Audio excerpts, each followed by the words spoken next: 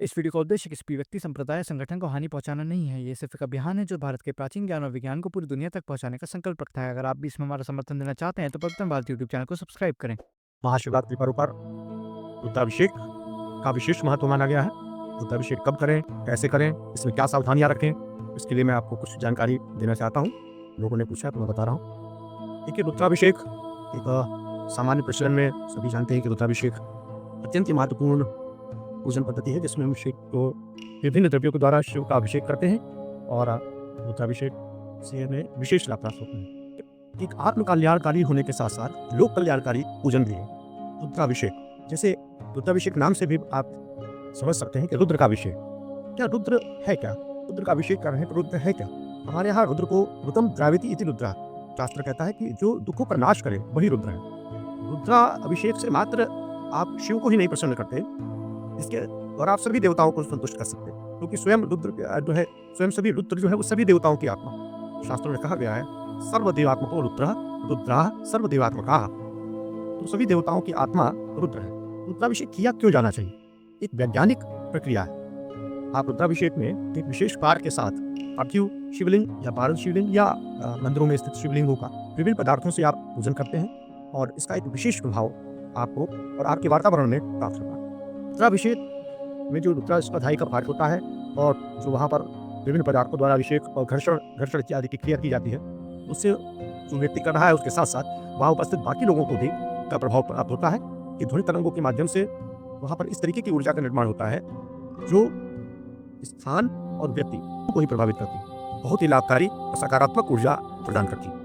इसलिए अवश्य रुद्राभिषेक किया जाना चाहिए, लेकिन साथ ही रुद्राष्टाध्यायी का पाठ अवश्य किया जाना चाहिए। बात करते हैं हम कि रुद्राभिषेक में जो विभिन्न द्रव्य प्रयोग किए जाते हैं उनका क्या कारण है, अलग अलग क्यों किया जाता है और उनका क्या लाभ है। सर्वप्रथम, जैसा कि सभी जानते हैं, सर्वाधिक प्रचलन में है जलाभिषेक।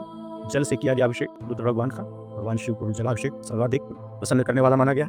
जल से किया अभिषेक भी कोई सामान्य नहीं है और विशेषकर विशेष तिथियों पर, जैसे सावन की कुछ विशेष तिथियों दिनों, सावन के सोमवार इत्यादि पर और महाशिवरात्रि के दिन किया गया भी जलाभिषेक बहुत ही महत्वपूर्ण रहता है। और जल यदि हम चढ़ाते हैं भगवान को तो इसका हमें अवश्य, इससे हमें पुण्य कर्मों में वृद्धि होती है और पाप कर्मों का हमारे जो है वो नष्ट होते हैं। साथ ही यही जल यदि किसी पवित्र नदी का है, जैसे गंगा नदी का है या संगम स्थान का है, तो अगर इस प्रकार किसी पुण्य नदी से, पवित्र नदी से प्राप्त किया गया जल है तो इसके द्वारा मोक्ष की भी प्राप्ति होती है। इसके साथ यदि हम दूध के प्रयोग से जिनका करते हैं रुद्राभिषेक में, गाय के दूध से विशेष रूप से, तो गाय के दूध से किया गया रुद्राभिषेक जो है वो संतान के लिए बड़ा ही लाभकारी माना गया है और व्यक्ति को संतान सुख प्रदान करता है। और यदि किसी को धन की कामना है या किसी को ऊपर ऋण इत्यादि है और धन की आकर्षण की आवश्यकता है, तो गाय के घी से किया गया रुद्राभिषेक धन प्राप्ति में सहायक माना गया। साथ ही गन्ने के रस से किया गया प्रयोग भी, गन्ने के रस से किया गया रुद्राभिषेक भी धन प्राप्ति में सहायक माना जाता है। ये ऋण मुक्ति के लिए विशेष प्रयोग माना जाता है। और यदि हम सद्बुद्धि और विवेक के लिए बात करें, जैसे कि विद्यार्थियों को बहुत आवश्यकता होती है, तो यदि हम दूध में देशी खांड, देशी शक्कर मिलाकर और उससे यदि हम रुद्राभिषेक करते हैं जप के सहायता से, मंत्रों की सहायता से, तो यह अभिषेक सद्बुद्धि और विवेक में वृद्धि करने वाला होता है। विद्वता भी इससे प्राप्त होती है, तो अवश्य ही जो लोग क्षेत्र में है तो उनको करना चाहिए।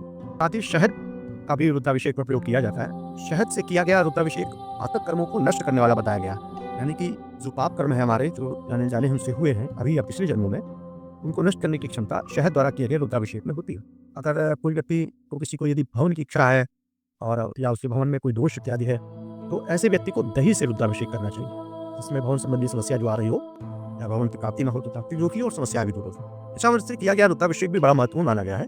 यदि आप पंचामृत से रुद्राभिषेक करते हैं तो वह भी अच्छा श्रेष्ठ कार्य माना गया है। और असाध्य रोगों में या कुछ ऐसे रोग जिनसे व्यक्ति दिनों से पीड़ित है, उसमें उषा की सहायता से किया गया रुद्राभिषेक लाभकारी देखा गया है और माना गया है। उषा द्वारा रुद्राभिषेक करने से आरोग्य की प्राप्ति होती है और असाध्य रोगों को भी इसके द्वारा ठीक किया जा सकता है और मुक्ति प्राप्ति की जा सकती है। साथ ही रुद्राभिषेक में उतना प्रचलित नहीं है, लेकिन यदि सरसों के तेल से रुद्राभिषेक किया जाए तो यह भी किया जाता है। शत्रु बाधा में व्यक्ति को लाभ देता है। तो सरसों के तेल यद्यपि इतना प्रचलित नहीं है, किंतु यदि उसको किया जाए, और मैंने कराया भी है कुछ लोगों को, तो ये देखा है कि शत्रुओं की यदि समस्या है उसमें सरसों के तेल से किया गया रुद्राभिषेक लाभकारी होता है। आप बाकी जो मैंने भी आपको जल, दूध, दही, शहद, घी, खांड, साथ में सरसों के तेल, इसे आप कर सकते हैं रुद्राभिषेक को। रुद्राभिषेक के पश्चात भगवान शिव को बेलपत्री, भांग चंदन अवश्य चढ़ाना चाहिए, धूरा और जो पुष्प आवश्यक है उनका भी कर सकते हैं। साथ ही आप जौ, तिल और अक्षत का भी प्रयोग करें पूजन में और उनके पूजन से भी आपको लाभ प्राप्त होगा। बेल का फल भी भगवान को प्रिय है, तो यदि कहीं मिले तो अवश्य चढ़ाना चाहिए, नहीं तो बेलपत्री और 108 की संख्या में बेलपत्र चढ़ाना सर्वश्रेष्ठ होता है। लेकिन यदि आप नहीं चढ़ा पाते तो आप 1 या 3 बेलपत्रों का प्रयोग करके और उनको ही बार बार धुलकर चढ़ाने से भी आपको 108 बेलपत्रों का ही फल प्राप्त होता है। ऐसा शास्त्रों में लिखा हुआ है कि उसको प्रयोग कर सकते हैं। अन्यथा चांदी के बेलपत्र से भी आप पूजन कर सकते हैं, उसे भी बार बार इस्तेमाल किया जा सकता है। इसको कब करें तो इसमें यह है कि शिववास का ध्यान रखा जाता है। इसके लिए आप किसी योग्य ब्राह्मण से कर सकते हैं। जैसे अगर शिव मान लीजिए उस समय शिव कहीं पर शमशान में वासी हैं या शमशान या दरबार में हैं तो उस समय भी रुद्राभिषेक नहीं किया जाता। शिववास का भी ध्यान रखें। काल के लिए प्रदोष काल सर्वश्रेष्ठ माना गया है भगवान शिव के पूजन के लिए, तो प्रदोष काल में किया गया रुद्राभिषेक श्रेष्ठ होता है। यदि महाशिवरात्रि और कुछ विशेष पर्वों पर कभी भी आप रुद्राभिषेक करें कोई दिक्कत नहीं है और ऐसा करना चाहिए। लेकिन यदि आप ऐसे कभी रुद्राभिषेक कर रहे हैं तो केवल ज्ञान के लिए बता दूं कि उसके लिए शिववार का ध्यान अवश्य रखें और काल का भी अवश्य ध्यान रखें। महाशिवरात्रि या श्रावण सोमवार ये ऐसे पर्व हैं जिन पर आप कभी भी कर सकते हैं, लेकिन यदि काल और वास का ध्यान रखें इसमें भी वो ज़्यादा श्रेष्ठ रहता है। महाशिवरात्रि के अवसर पर अवश्य रुद्राभिषेक करना चाहिए और करें, आप भी करें। साथ में जप और रुद्राध्याय का प्रयोग अवश्य करें, तभी पूर्णता प्राप्त होती है। और जप के पश्चात किया गया रुद्राभिषेक ज़्यादा कल्याणकारी और ज़्यादा पूर्णता को प्राप्त होता है।